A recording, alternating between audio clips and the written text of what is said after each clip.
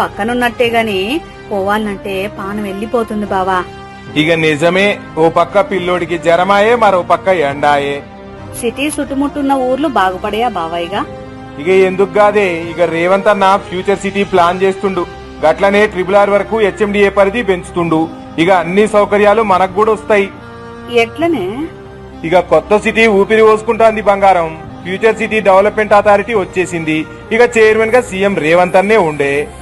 RRR ముచ్చటేంది? ఇక RRR కి 4 జిల్లాల్లోని 16 మండలాలను కలుపుతారట. అలాగే ఫ్యూచర్ సిటీలో 7 మండలాల నుంచి 56 గ్రామాలను కూడా కలుపుతుర్రు. అండ్ల మనూరు కూడా ఉందా? అదే కదా నే చెప్పేది, మరో 2 ఏళ్లలో చూసుకో, ఇక మన బతుకులు బాగుపడిపోతాయి.